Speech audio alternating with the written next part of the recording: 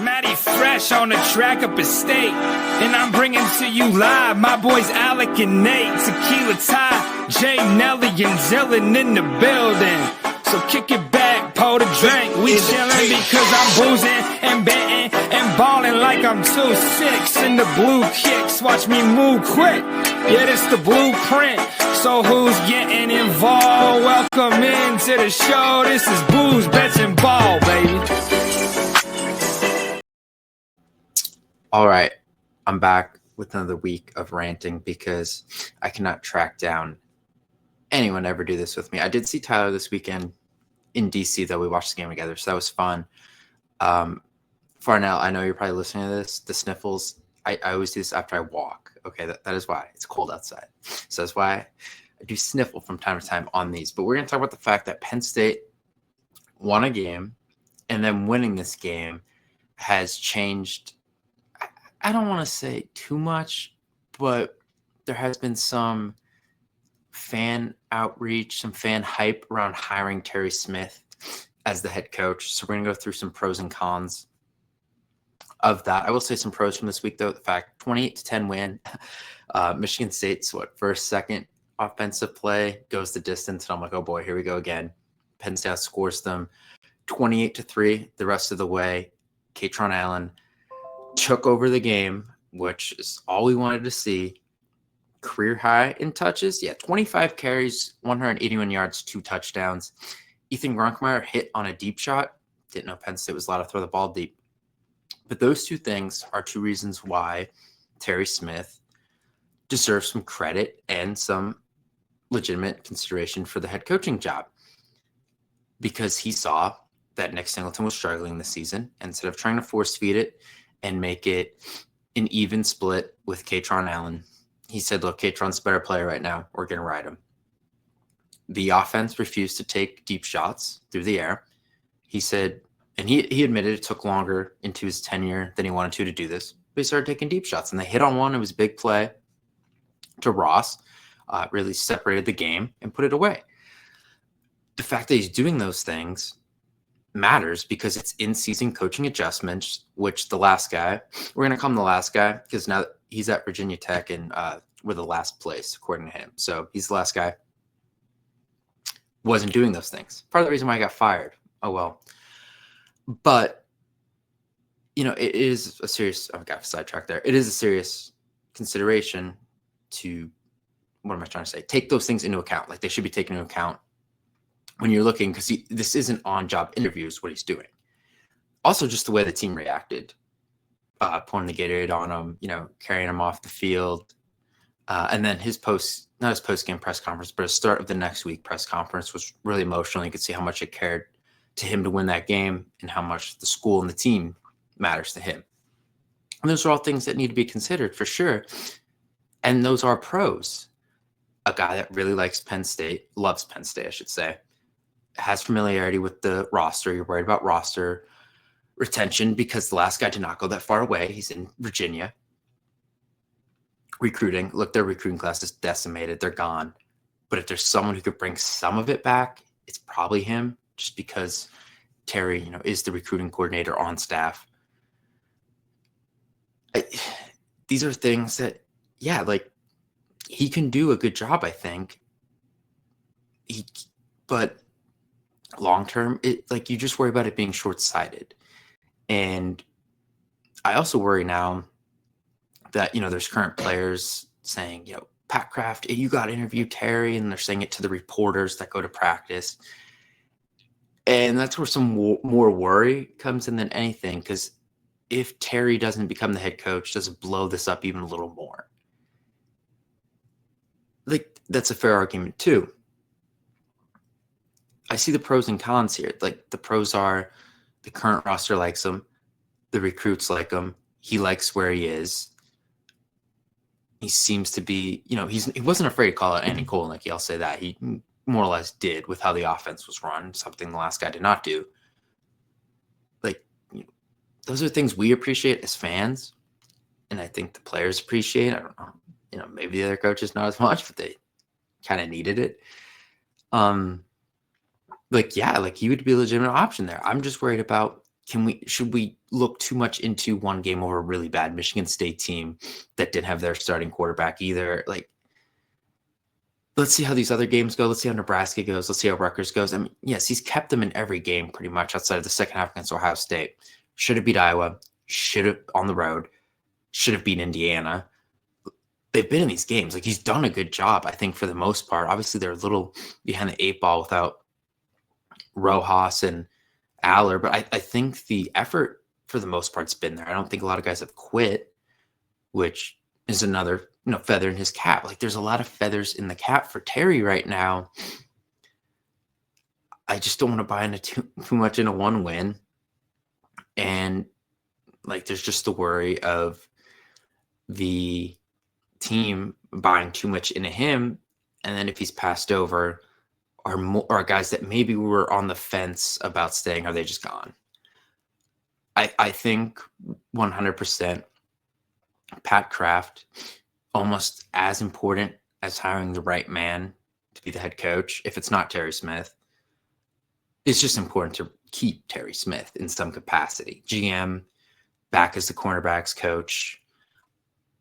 I don't know defensive coordinator. I don't know, like, the roles that fit him seem like back as the position coach or the GM, or someone like director of player personnel, like something like that. He's not that old, or you take him off of, like, I shouldn't say he's that old because we're talking about him as head coach, but like, he's not someone you're kicking out the doors with, I should say.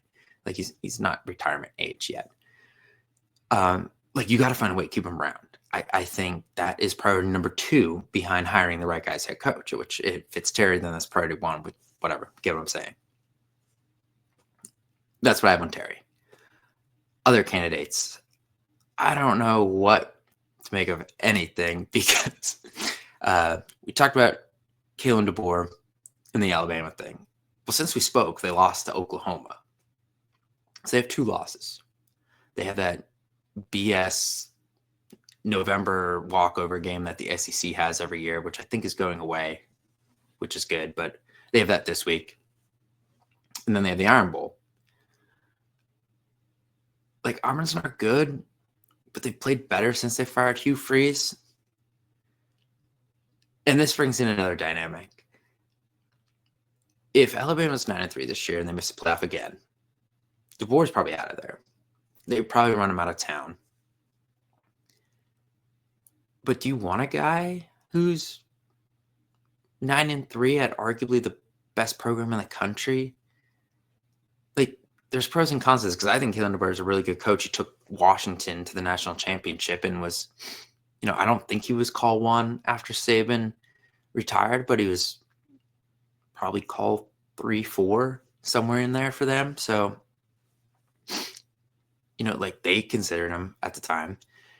Maybe he's just, SEC's not for him. If he comes to the Big Ten, will he succeed more? I think there's a good argument to that, but like something we were talking about in our group chat, which we reference a lot, like, do I want a guy who I'm wishing loses? Like, my only chance of getting this guy is him shitting the bed. Is that what I want? A guy that shits the bed? Like, it's a fair argument with there too. So Kalen DeBoer is an interesting one. I see the argument of, like, why the hell do I want this guy that Alabama ran out of town? Like, if you can't win at Alabama, where are you going to win at? And I get that argument. I also just think maybe filling in the shoes of the GOAT isn't for everybody. Coming into Alabama after Nick Saban is not easy. And the SEC in the NIL era has been incredibly more competitive. Look at some of the other coaches we talked about for this Penn State opening. Clark Lee at Vanderbilt doing a heck of a job there. Eli Drinkowitz, who I'll probably talk about in a little bit, doing a hell of a job at Missouri. Lane has Ole Miss rolling.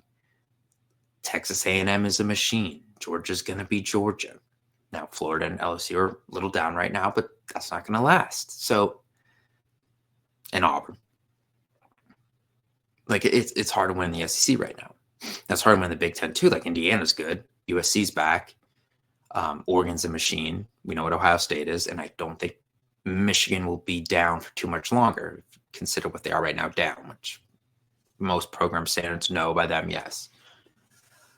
But it might fit him better. So, not out on him. I do think he's probably Penn State's top option right now. So I'm going to root for him to lose to Auburn. And that's going to be that. Other guys, Bob Chesney has come up. The pride of Lord's Regional. So a Coal Region guy, currently the head coach at JMU. And obviously when you're the head coach at JMU right now, everyone is going to say the next Cignetti. And there's some distinct differences between Cignetti and Chesney. Cignetti, yes, he was the head coach at JMU. He was an assistant coach at Pitt. He was an assistant coach for Nick Saban, who I just referenced as the GOAT a little bit ago. His, at the time, Power 5, now Power 4 experience is there. Chesney doesn't have any of that. He's kind of dabbled at all small schools. Was it Holy Cross? Something, one of those crosses, before becoming the head coach at JMU. And so, like, that experience is not there. He's not been at the top level in any capacity. But you can't disregard the fact that he has JMU rolling after Cignetti, the mastermind, took himself, his staff, and all his good players with him. And any recruit that was, considering JMU, I think he took a few of them with him too. And yet Chesney's still winning there. They're ranked. I think, that needs to be taken into consideration. And you could also make the argument that, Cignetti made that program larger than it was. So it's a lot easier to recruit. There's more buy-in from, I don't know what kind of boosters JMU has, but there's more buy-in there from the whole university. So it's probably a little easier to do the job now. And that is also an argument I would accept. I don't know. When I look at Twitter, people are either begging for Chesney or saying they'll cancel their season tickets and fire Pat Kraft. I have not really seen an in-between on him. People either love him or hate him. And I feel like it's with most, like, there's more lukewarm guys. Like, take Kalen out of this debate, because I think most of the people outside of that argument I mentioned, but most of the people would take him. Drinkowitz, lukewarm. Hartline, also lukewarm, although he seems to be kind of running out of this. I don't know. And then who else is in this? Who knows at this point? Jeff Brahms lost a couple brutal games. I think he's kind of out of this. We know Mike Elko's out of this because he has an extension, and AMU is going to be a top 4 seed. Did I say AMU? A&M is going to be a top 4 seed in the playoff. I'm getting JMU and A&M mixed up. So he's out. So Brent Key, he hasn't signed an extension or anything yet, but they're also a possibility to make the playoff. So when you start to narrow this down, does DeBoer lose to Auburn? Yes, he does. Okay, he's probably the Penn State coach. No? Well, he's still Alabama in the playoff. So if it's no, it's Drinkowitz, Hartline, Chesney, right? That's what it seems like. I think the safe bet in that group is clearly Drinkowitz, because he's the only Power 4 head coach out of that group. He'd be the safe bet. Hartline has the most boomer bust potential. Like, at the very worst, you're going to get a lot of talent in there.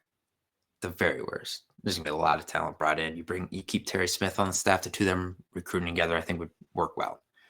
I just think you got to bring in a really experienced and really good offensive coordinator with him, and just kind of let him run the show and let the other people call plays until he gets his feet under him, a couple years in.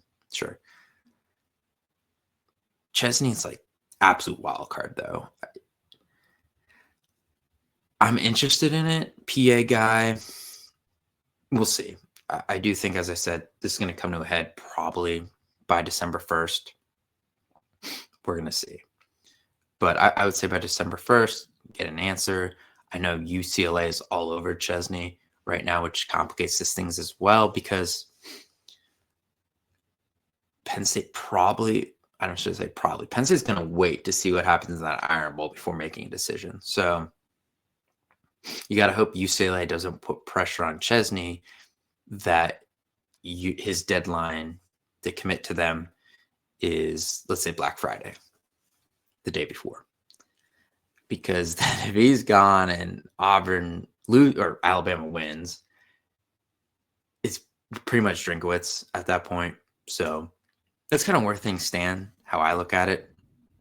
We also don't want Penn State to panic about this if UCLA does give Chesney a deadline and scoop him up when it's probably not your number one guy right now. And then let's say Auburn beats Alabama and oof, things look a little messy there. So we're going to see. We'll be back sometime next week. The holiday makes it a little complicated, but let's see where the storylines go. There's really nothing that could change with Alabama this week. Nothing could really change with Missouri this week. So it's kind of a level week. Although the only thing that can change is Terry Smith. Penn State comes out, beats old friend Matt Rule, night game, Beaver Stadium, senior night. Players getting a little more emotional about him.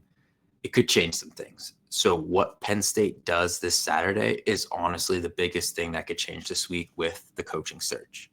So keep an eye on the Penn State game, which I believe most of you probably will.